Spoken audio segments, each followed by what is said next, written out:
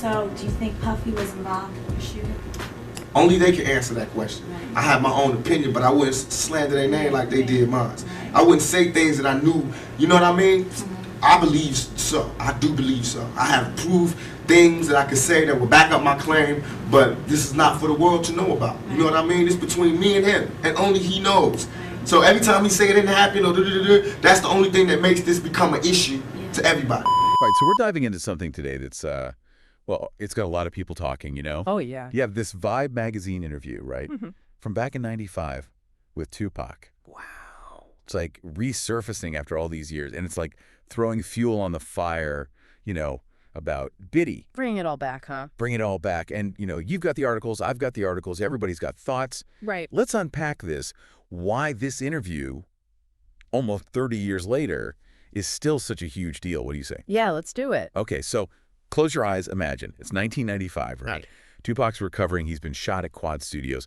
Vibe magazine, they get this exclusive interview, and they ask him straight up about Diddy, right? Mm-hmm. Everyone wants to know.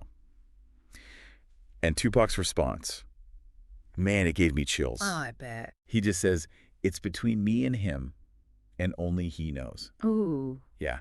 Heavy. And then it gets even more intense because he starts talking about that night. Right? He talks about this feeling of unease, like something was off. And he even says, this is a direct quote, nobody would look at me.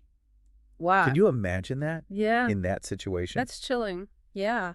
Yeah. And to think, all these years later, we're still trying to decipher what he meant. It's like, it's more than just the words, right? It's the definitely. context, right? Like, we know a bit about Tupac and Diddy's history. Exactly. The ups, the downs. It was complicated. Collaboration, rivalry. So for him to say that, even vaguely, like he did. Calculated. Yeah. It's loaded. And you can tell, even back then, he's so careful with what he says. He even mentions that he's got his own opinions, but he won't slander their name like they did mine.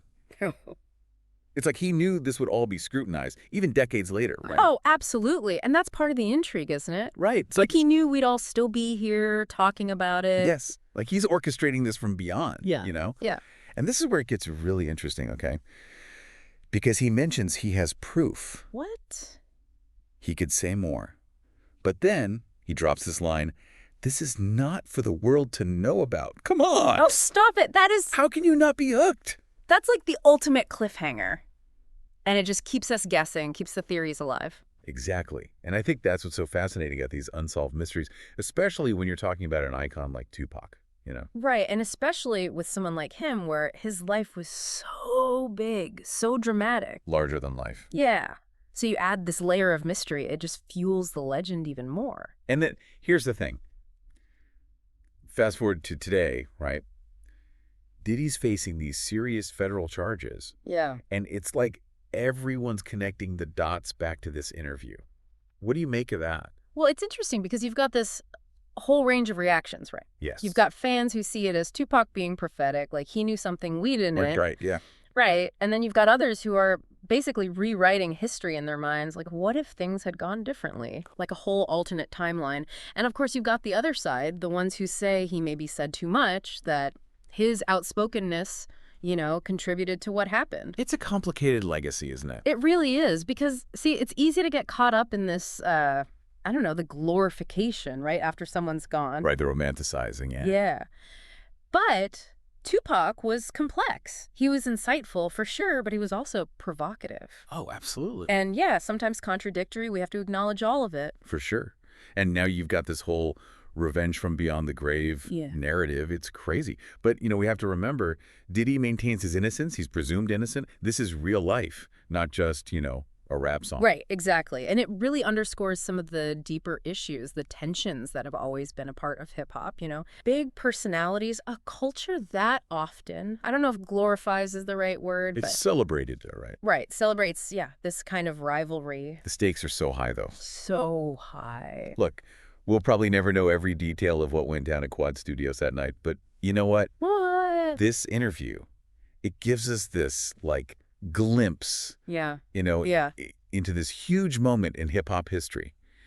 It reminds us that some questions just don't have easy answers. Absolutely. It really makes you think about the power those events and those words still hold, even after all these years. Like, how does the passage of time combined with these new developments change the way we see the past? You know? Does it make us look for connections that weren't there originally, or try to fit things into a narrative that we already have in our heads? Man, that's something to think about. This deep dive. It's been heavy, but it really makes you think. Tupac, Diddy, and this interview that just won't quit. Thanks for joining me on this one. It's been real, you know. Absolutely. Keep asking those questions, everyone. We'll see you on the next one.